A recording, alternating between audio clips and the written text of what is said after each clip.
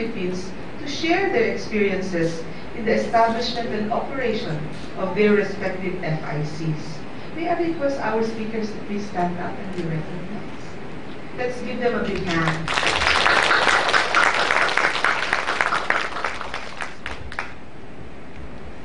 Delegates from the ASEAN will undergo hands-on training using Philippine FIC equipment at the main FIC in ITDI DOST compound for Day 2. Before I end, I would like to commend the event steward, the Industrial Technology Development Institute of the Philippines, Department of Science and Technology, for organizing this event. I would like to specially recognize Dr. Pat Asansa. Let's give her a big hand. May I again welcome all the guests to this seminar workshop, and we look forward to fruity collaborations that will be forged before the end of the event. Magandang umaga sa inyo lahat.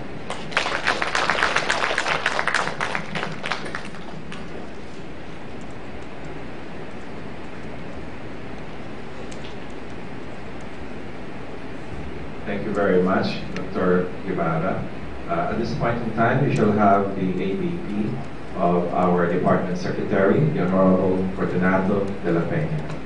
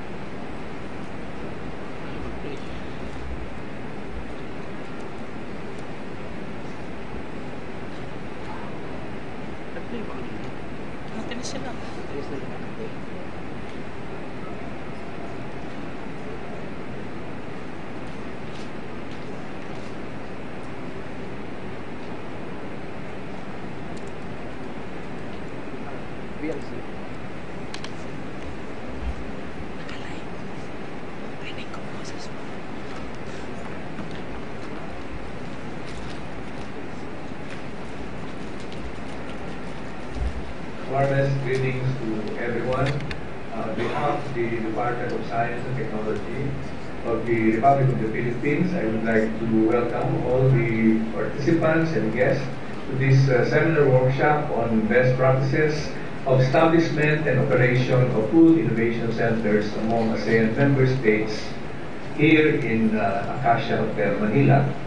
The Philippine chairmanship of the ASEAN 2017 Summit coincides with the historic milestone event, the 50th anniversary of the founding of the association. This year, the theme is Partnering for Change, Engaging the World, which reflects the Philippines' advocacy to promote unity with and among ASEAN members and its global partners. Since its establishment in 1967, ASEAN has developed into a mature community sensibly focused on integration and growth. The nurturance of the ASEAN Way has resulted in the unprecedented growth of the region.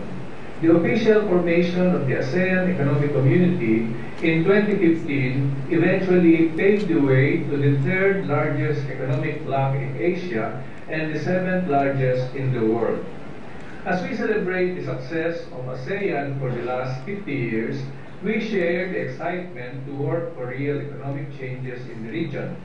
Among the activities sponsored by the Philippines through the Department of Science and Technology for this 2017 summit is the seminar workshop on best practices of establishment and operation of food innovation centers among ASEAN member states.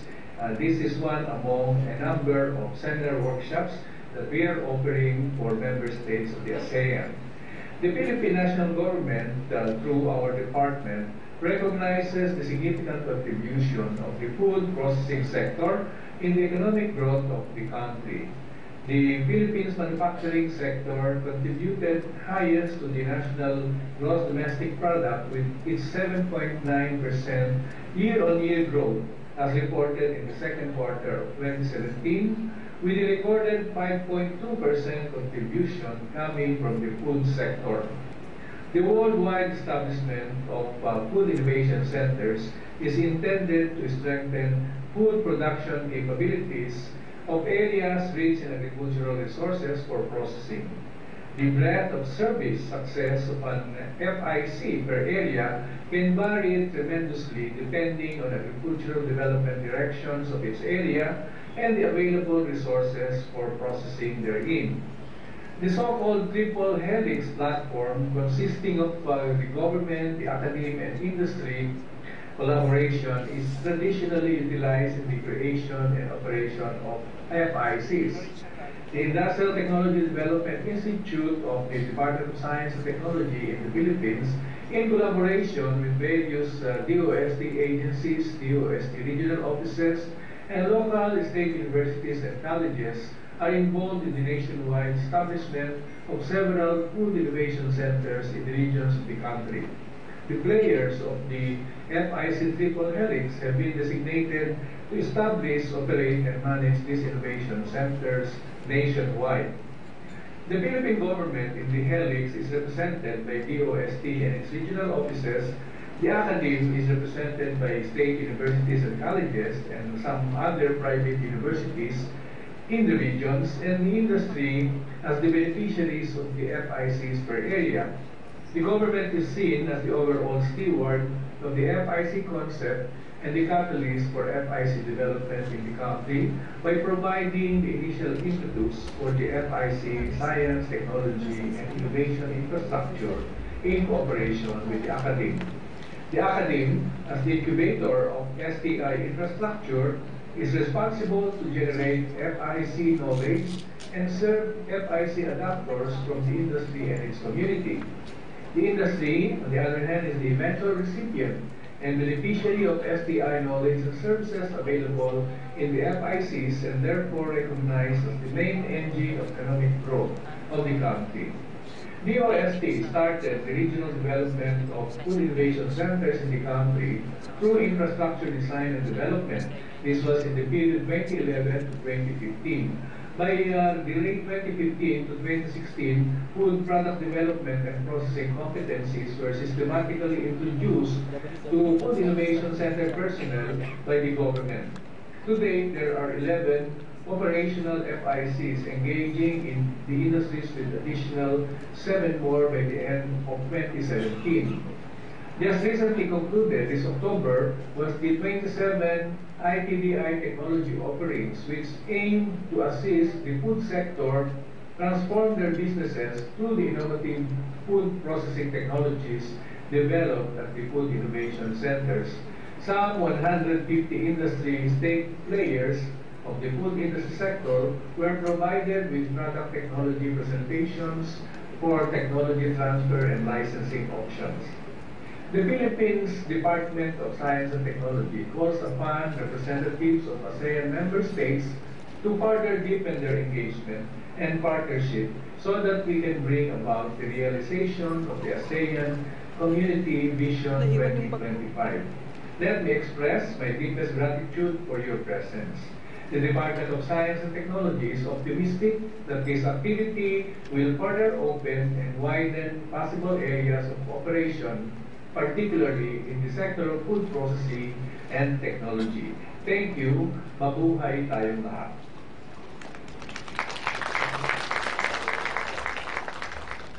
Before we start with the plenary session, since we as ASEANs, we play a major role as an economic bloc globally. So we shall have one particular activity which is very important, the official picture taking. Okay? So may we request now our ushers and usherettes to assist, and our friends from ACACIA Hotel. So this will now be the proper order. May we request our official delegates from the Mindanao cluster to occupy the front seats on stage, please. Ushers and usherettes, please assist. Our official delegates from Mindanao to occupy the front seats on stage. And then at the back, our Visayas cluster, and then our Luzon group. In front will be the ASEAN speakers and DOST officials and the other members of the ASEAN. May we request the ushers and usherettes to assist. Can we have chairs in front?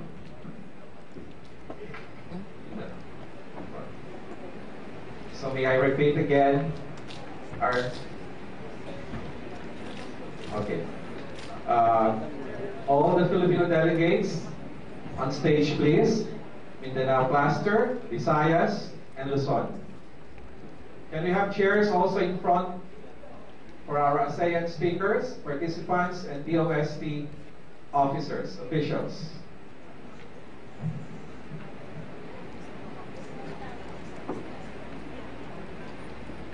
Visayas and Luzon at the back of the Mindanao group.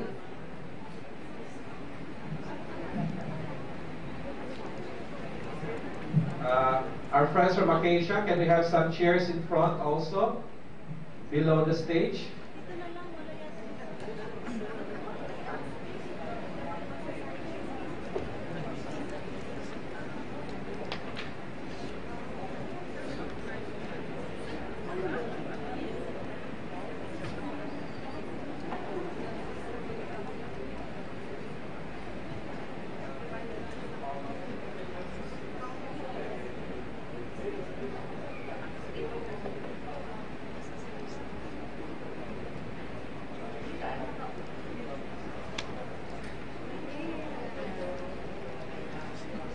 Inindiyan kay ni Brian.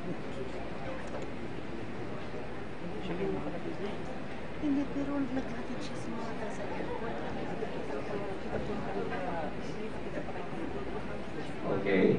May we have the distinguished ASEAN speakers in front, please, and also the DOST officials. And then at the back, may we request the other ASEAN participants.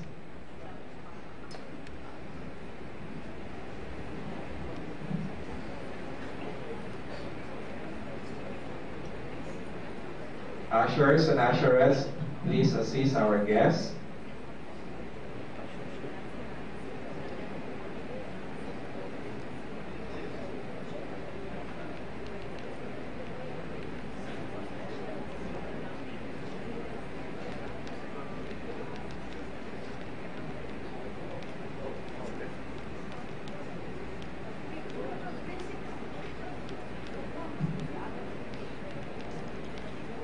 Maybe the other delegates can occupy the front seats.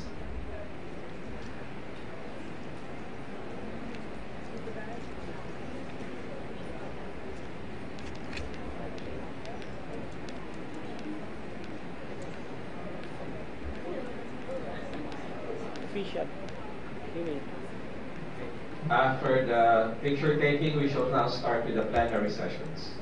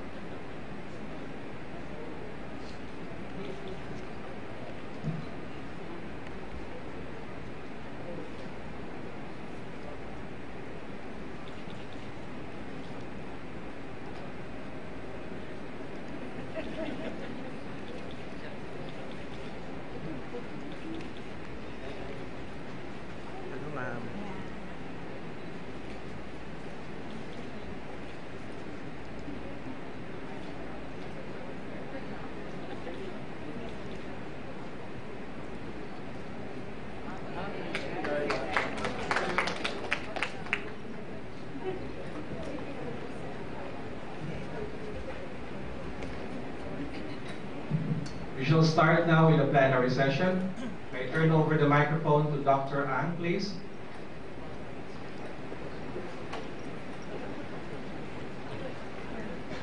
May we request the personnel of the Acacia Hotel to please Hindi ako marunong eh. Sino mo? Wala lang. Ganun ba yan?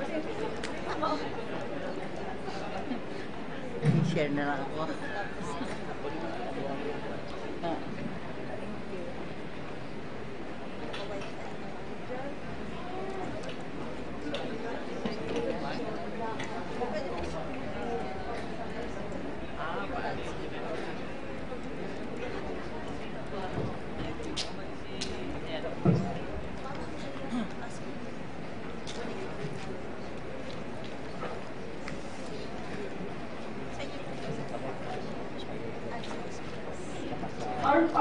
Our first speaker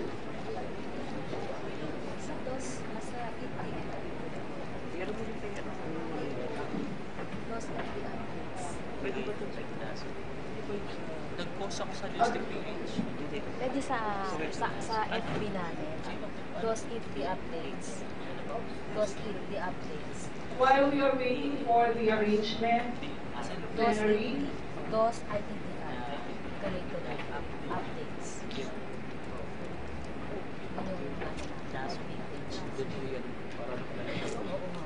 we ask all of the delegates here already have their existing FICs or food education centers. From Thailand or from Thailand, please. Delegates from Thailand? Okay, please stand up to be recognized. All the delegates from Indonesia, please stand up to be recognized. How about delegates from Malaysia? Thank you.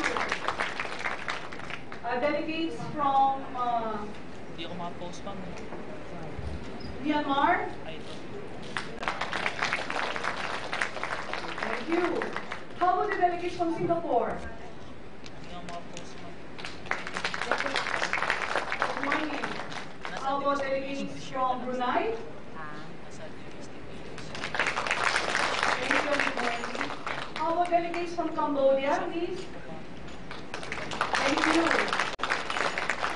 Delegates from Laos, PDR? Good morning.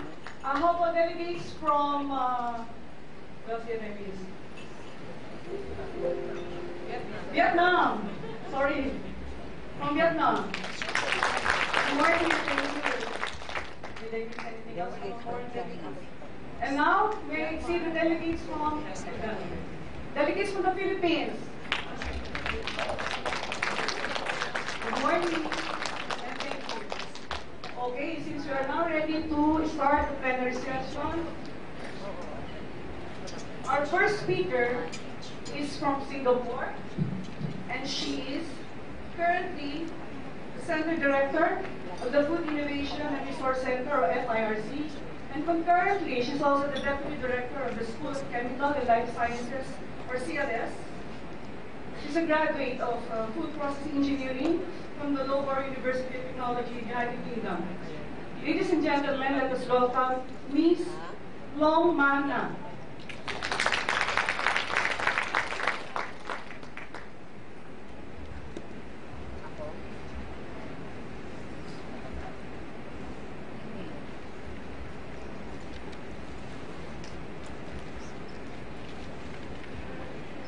Hello. Okay. Thank you, Madam Chairman, for the kind introduction. I would also like to thank the organizing committee for giving me this honor to share our experience of setting up FIC in Singapore. Good morning, Dr. Rowena Gubara, Undersecretary for Research and Development, Department of Science and Technology, ladies and gentlemen. Today I'm going to share my story and it will cover 4 aspects. Okay, one, why there's a need for us to set up a Food Innovation Resource Center, or FRRC, how we are organized, what are the services that are offered by FRRC, and then I will conclude by sharing what is the economic impact of the center on the food manufacturing industry in Singapore. Okay, first, why the need to set up the center? Singapore, as you know, is a very small country with limited resources from land, people to agricultural resources.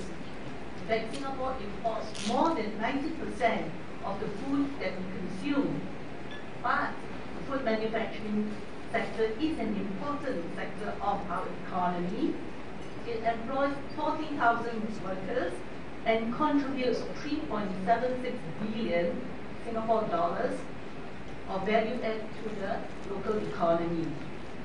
Now, let us take a look at the food manufacturing landscape in Singapore.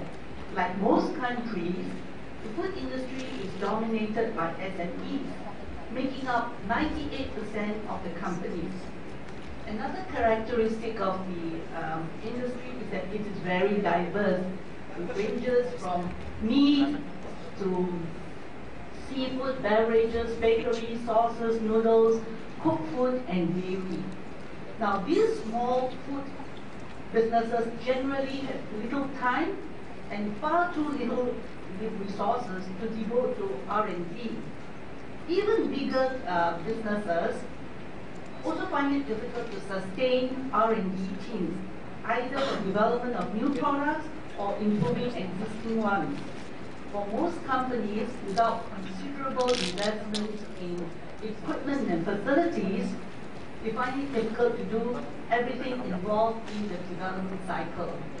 So what is required is a center that could provide the level of help needed from developing the concept through to packaging, the shelf life evaluation, to producing prototypes for market testing so that the concepts could become a reality. Hence, in 2007, Spring Singapore, which is a government agency under the Ministry of Trade and Industry, partnered with Singapore Polytechnic, the first academic institution in Singapore to offer programs in food science and technology, set up the Food Innovation and Resource Center, or we call it the Center of Innovation. So the funding is co-funded by Spring Singapore and Singapore Polytechnic. Now, so it was set up to actually bridge the technology gap of the local food enterprises.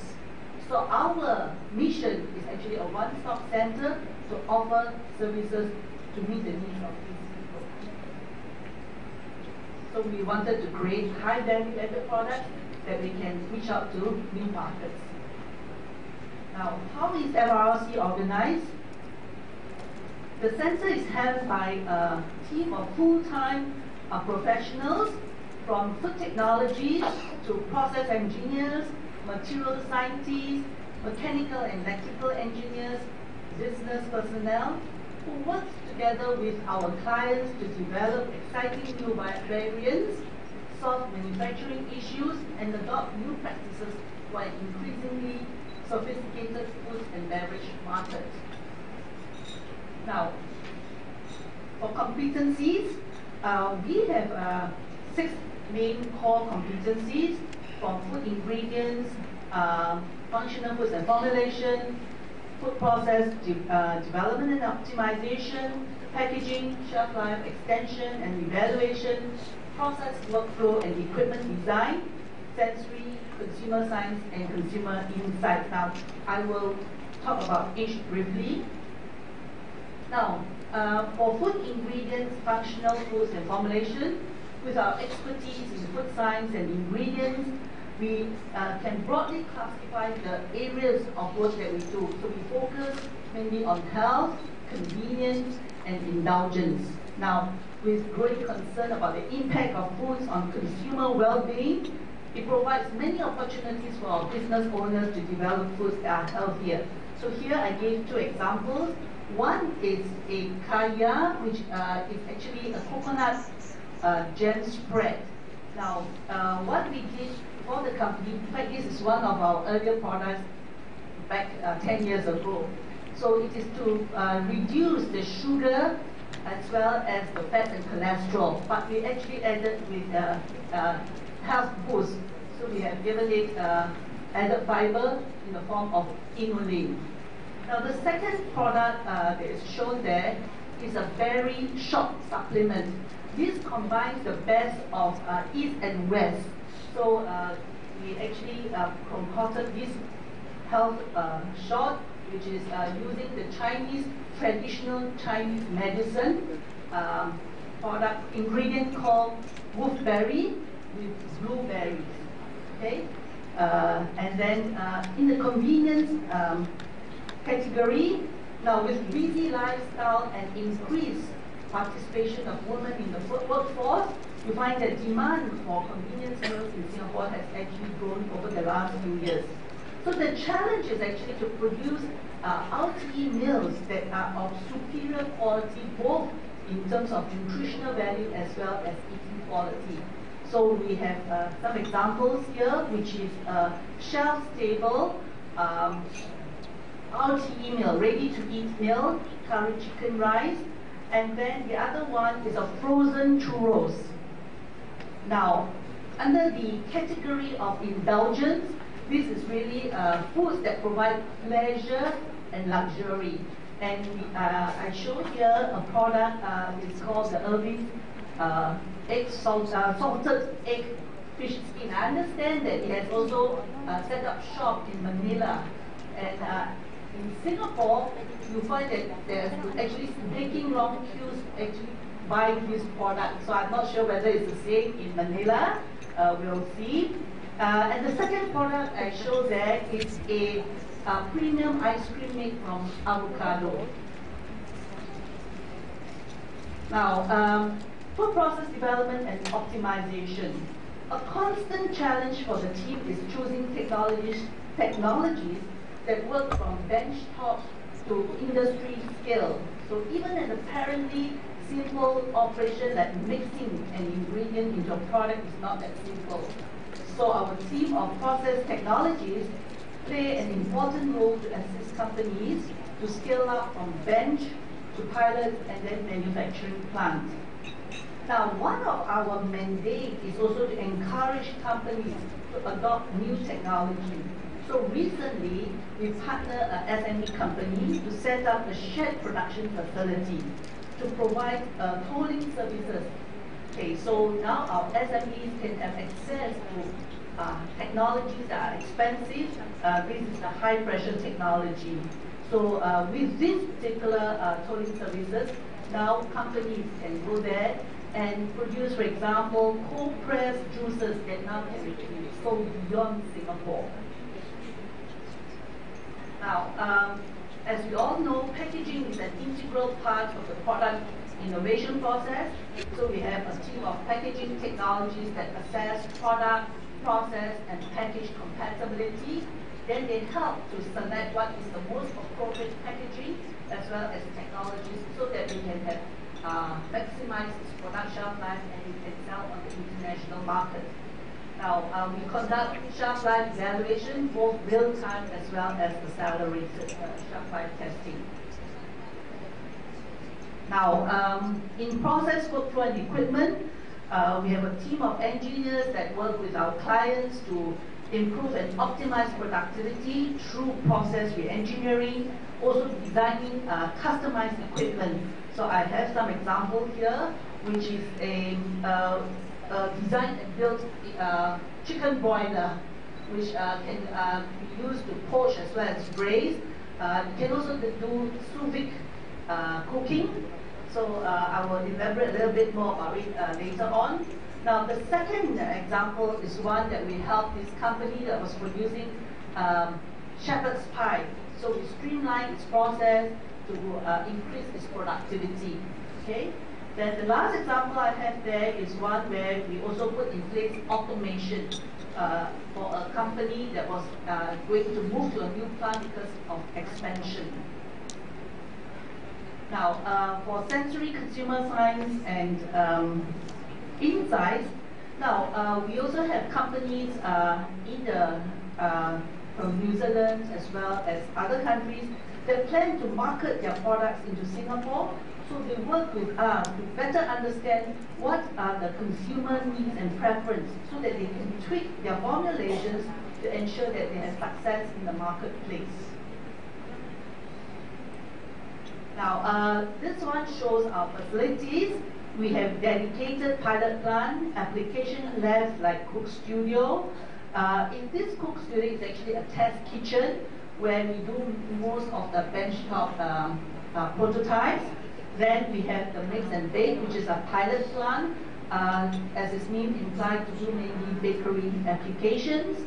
And then the pilot plant, the main pilot hall, actually is able to do things like from beverages to sauces, meat, seafood, as well as ready-to-eat foods.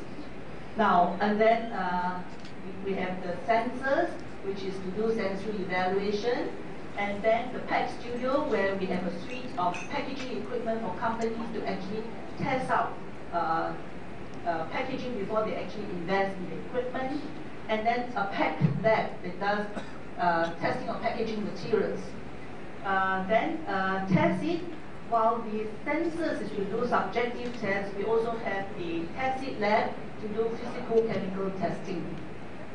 Then the shelf it is actually houses a lot of humidity chambers to enable us to do accelerated shelf life testing.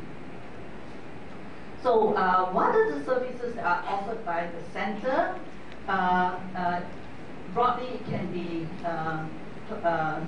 divided into consultancy, which I've outlined earlier. So for consultancy, companies can actually apply to SPRING, which is the government agency I talked about to grow local enterprises, for funding. So they can go for what we call ICV, Innovation Capability Voucher, which is equivalent to Singapore dollars 5,000, which is 5,000 Sing dollars.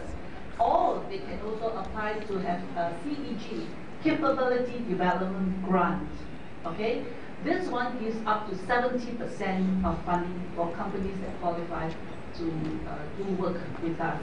Okay?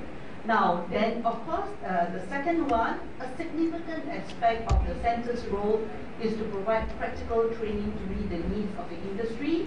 So we have dedicated training facilities at the center, which offers generic, certified, as well as customized training courses. So we are an approved training provider. We work very closely with our other agencies like our Workforce Singapore and Skills Future Singapore. So we are responsible for training our people in Singapore. Now, for hire of equipment, clients can also hire our equipment that ranges from UHT, pasteurizer, retort, spray dryers, freeze dryers, to carry out trials before they invest in the equipment. Now, then our applied R&D team. Now, our research scientists in our applied R&D team work with clients to solve wicked problems that are not so time sensitive and usually requires more in-depth research. Now, last but not least is lab testing. We provide specialized testing that are not offered by lab service providers. For example, glycemic index testing, both in vivo as well as in vitro. Then we have virology as well as package testing. We do quite a lot of work in that, yeah. Then to conclude, I'm going to share the economic impact of the center in the food manufacturing industry. First is to talk about the creation of new businesses. Then secondly, we help to retain, grow, and increase profitability of existing businesses, and also creation of new jobs and improvement of workforce skills. Okay, suppose they have hyperlink, I don't know whether it works, but okay, never mind. The first example we have here is how we help Mr. Chow in developing a ready-to-drink Singapore Slim cocktail and help to bring it to places he never dreamt of. before the innovation, the cocktail was actually concocted at the point of sale to places like in hotels, like Raffles Hotel. But with the RTD cocktail that we have developed, the beverage could now have a consistent quality, and more importantly, it can go international. Now, then the other example I have here is Mr. Alson Teo. He has a vision of a Singapore rice concept. You know, in Singapore, one of the dishes that you must try if you come to Singapore is the Hainanese chicken rice. Yes, so he has a vision to actually have Singapore rice concept everywhere in the world. So he wanted it to be supported by a robust back-end automation that can be replicated in any part of the world. This was finally realized in 2016 when the iCook 6th edition was completed, which can cook 10 chickens in 40 minutes. So this is to ensure that there's consistent quality no matter where you eat that chicken rice. Okay, next one is TCM company. Now, for companies to remain competitive, they have to innovate. So when Mr. Dylan, who took over the business from his father, he wanted to grow his consumer base. So his company is dealing with traditional Chinese medicine, and you know traditional Chinese medicine has this very bitter aftertaste. So he came to us, he wanted to reach out to young people, so he said that he wanted something that is more tasty. So we developed this health supplement, which is for immunity. Now, so this particular product contains linzi. It's a fungus that is actually very bitter.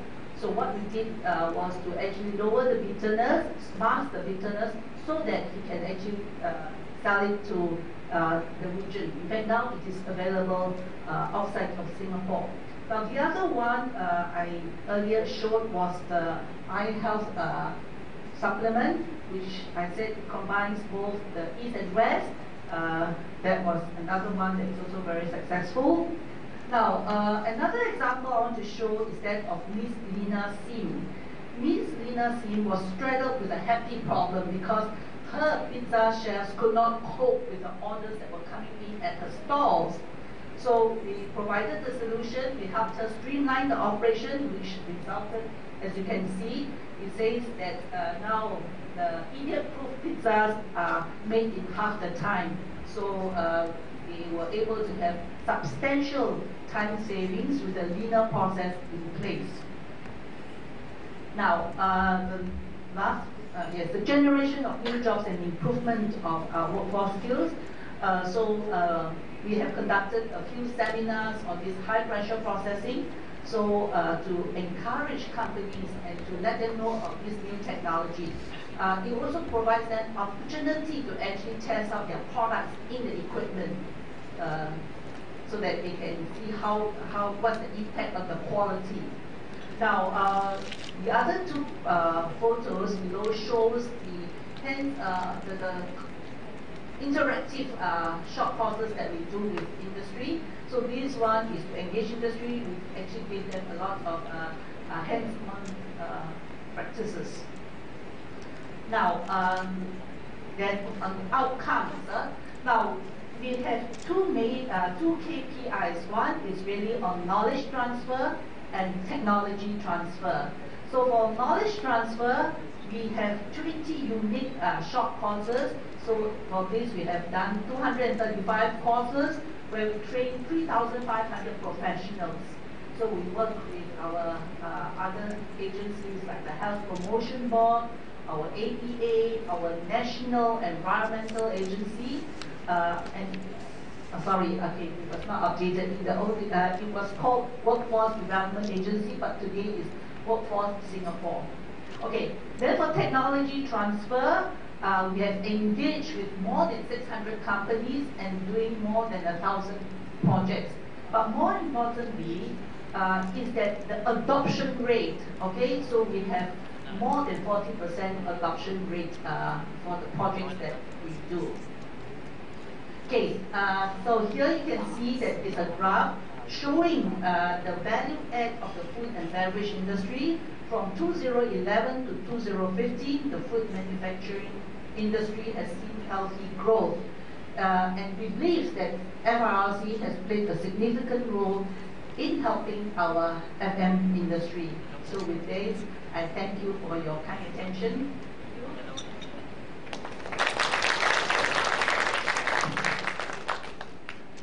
Before we go to the next plenary speaker, we can entertain one or two questions from our guests.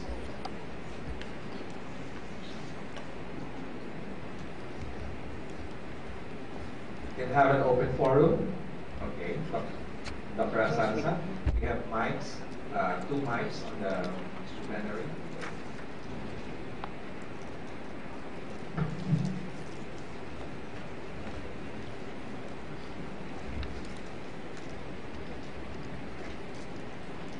Congratulate you for the presentation, and this is quite important one, I think.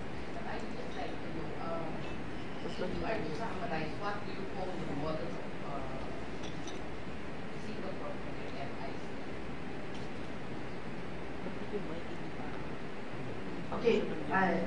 Okay, the model in the sense that it is a one-stop center that actually provides the services that the food industry the SMEs, what the SMEs would need. Now, when we started, we actually, of course, our focus was actually on SMEs. But today, we actually have quite a number of MNCs in Singapore also coming to our center for our services. Yeah, thank you very much. Question? Are there any more questions from the participants? Okay, if none, thank you very much, ma'am, for sharing to us the experience from Singapore. Our next speaker, speaking of female empowerment, she has a degree in food science with honors from the University of Reading in the United Kingdom. She has finished her Master's of Science with distinction in food processing engineering from the University of Reading in the UK.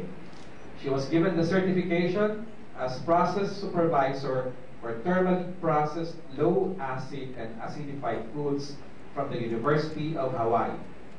And she was given the distinction as quality management officer from New Zealand. Our next speaker is currently the president of the Malaysian Institute of Food Technology and Director of Food Science and Technology Research Center from Malaysia, Madam Hasiman binti Hafiz Ahmad.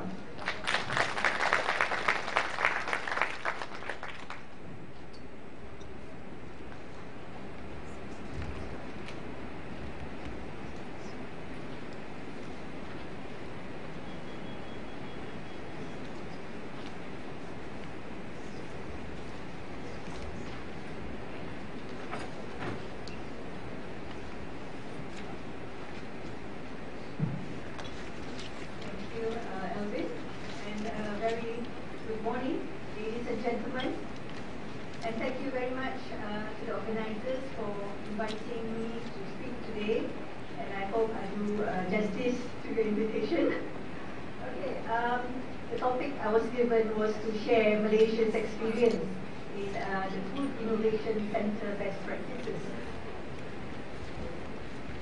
Okay, a bit about the Malaysian food industry.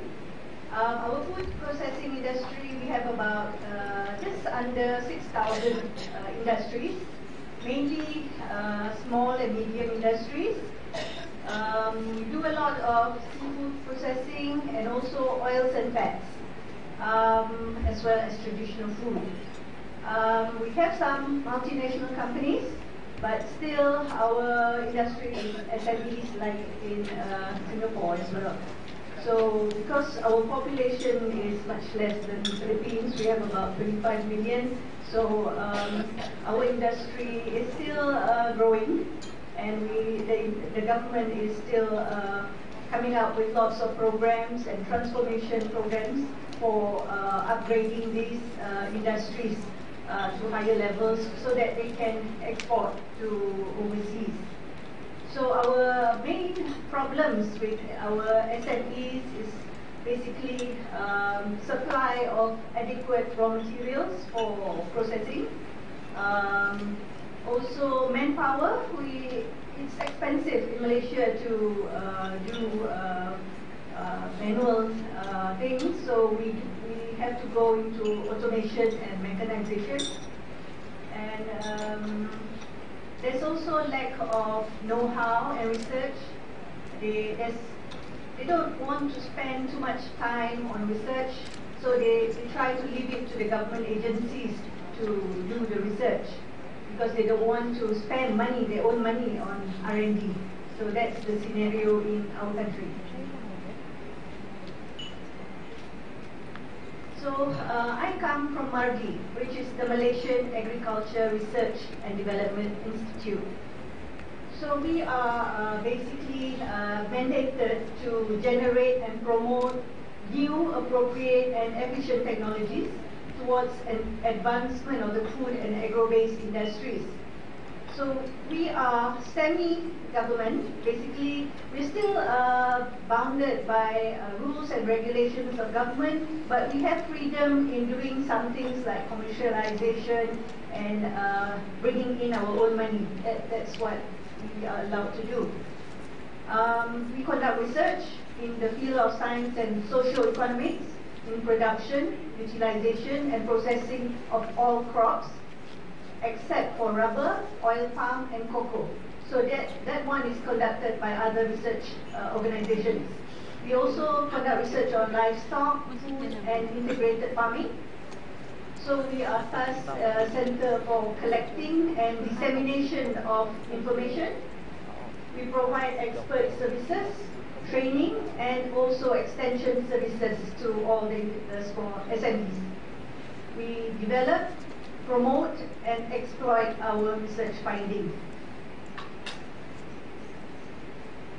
So our main stakeholders is the Ministry of Agriculture, Ministry of Finance, Ministry of Science, Ministry of Higher Education, because they are the people who are giving us our money. So our clients are the industry, Ministry of Health, the Ministry of Natural Resource, and other government industries, ministries and agencies, as well as individuals. We also partner with the SME Corporation, the Department of Agriculture, and universities, because these other organizations also have extension agents who also work with the SMEs. So we work closely with them to provide technical training and other technical expertise. So MARGI, if you see from the map here, we are located in 36 locations. So that's everywhere in Malaysia. We have our stations.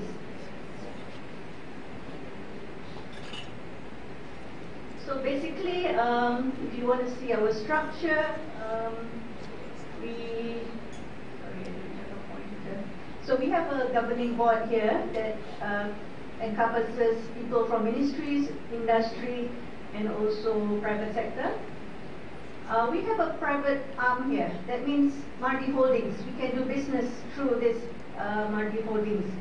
So as of this is a new name. Before this, MARGI Holdings was called something else. But now it has the Act has allowed us to go into new businesses, which we can set up through our own technologies. So as of last week, I'm now heading the Strategic Planning and Innovation Management Center. So previously, I was coming from the expert side, which is the Food Science and Technology Research Center. So as you see, we cover a lot of commodities like horticulture, rice, animal.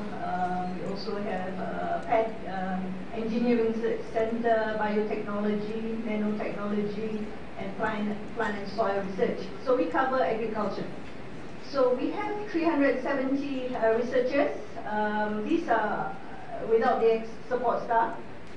And we also have a services side which provides technical services like analysis, and also we have commercialization center which will bring the research findings and technologies that we develop through the expert side to the industries and SMEs. We also have the promotion and business development center that will connect with the SMEs and in charge of training and attachment training, scheduled training courses as well as attachment trainings, which are provided by the expert centers. We also have information management, we have corporate communication, and we have a gene bank and seed center under MADI. So altogether we have about 3,000 staff in total throughout the country. I'm not sure whether you wanted to see the setup, but before we were a one-stop center under food science and technology research, whereby we had the support side where we had the labs, we had extension services, we had entrepreneur training, we had the small industries guidance, as well as industrial development. We also covered the research side on food storage, food science, engineering, biotech, packaging, safety and nutrition, as well as processing. This was in 1986. But now, if you see, we've become a lot smaller because after MARDI restructured, a lot of our roles in food tech was taken up by other new centers so that we have more focus. There are pros and cons to the structure actually, because now we are no longer one-stop center under food tech. We have to work very closely with other centers. But we have a food design program that is involved in formulation of new products. We have a food safety and forensic team which works on research on toxicology, on health claims, as well as other food safety issues. We have a food processing and packaging center, now headed by Dr. Mazlan, he's here today. Under here, we have the new technologies like high pressure processing, microwave distillation. We have pilot plants under here. And we also have MARDI Pack, which is the packaging laboratory dedicated for servicing the food industries. So the food industries come to MARDI Pack for packaging as well as for labeling, and we help to design their food labels as well as the packaging for a minimal cost. And if they have any problems, they just approach us. This fourth program was newly created 5 months ago, which I was heading before I moved. This one is a new program which is now parked under the Ministry of Agriculture. Before this, it was under Ministry of Science, but they have decided that the Ministry of Agriculture should take care of food and agriculture standards. Like these are the voluntary standards. So in terms of the operation of MARDI, we are still, our salaries are still paid by the government. But we are allowed to take contract staff on project basis. So now, before we were taking on 6 months basis, but now we take on a yearly basis, the contract. They receive the same benefits as the full-term staff. And we are also allowed to take adjunct, what we used to call fellows, but as of last month we call them adjunct scientists, where we pay those who have retired from service to come on board and do specific projects with us. And it's always based on expertise. And the director of each research center or service center forms the management group in MARDI. And as I said just now, the marketing is done by three centers, which is the promotion and business development, technical services and commercialization, and corporate communication. So these are the three who are going to market our technologies to SMEs. In terms of finance, we have government funding, and we also have the Mardi Reserve Fund. So that keeps us going. In terms of research, we get development funds from government, which we have to bid. It's a competitive system. Last time we used to get a fixed amount, but nowadays it's always on project basis. So we have to work very hard to come up with our proposals of what we want to do. So normally it's a 5-year term where we put out our proposals for 5 years, but every year we have to re-look at it and also justify again to get the amount that they promised us. So the fund will keep reducing usually. So we have to keep our performance up. We can also get research grants from Ministry of Science, but that is also competitive bidding. And we get contract research from industry. So this is where the industry comes to us, or we go to them to get grants from them. For research, we also have our own internal funds, which is called the Mardi Innovation Fund. This could be directed top-down projects, or we are given certain themes for certain times of the year where we can bid for these projects. But it is usually a high-impact project that's going to be beneficial to the industry. There's also funds for commercialization. We have for upscaling of research projects, pre-commercialization with partners, and also field trials and consumer surveys. We also have other funds for collaboration and also international grants. In terms of entrepreneur development, we can get funds from government, but that's also competitive bidding where we put up proposals for pilot plants, incubators, test beds, or equipment that could be used by SMEs. And also we could project how many SMEs we want to work with on what technologies and what would be the benefits. So that's how we work. And from time to time, the Ministry of Agriculture also provides some grants for us to work with SMEs in upgrading the skills and their expertise. And our sources of income include come from our services, through our analysis, through training, through consultancy, through our publication, through sales. Also, we sell our seeds, our varieties, technology, and also produce that we grow in our farms. We gain income from licensing of technologies and commercialization fees. We also earn royalties. For example, like our omega-3 eggs, we commercialize that within a company, and from there we get a constant royalty from there. We also get rental from land, equipment, our halls and hostels. We have converted a few of our stations into agro-tourism stations, so that gives us a supply of income, which we can use for our R&D also.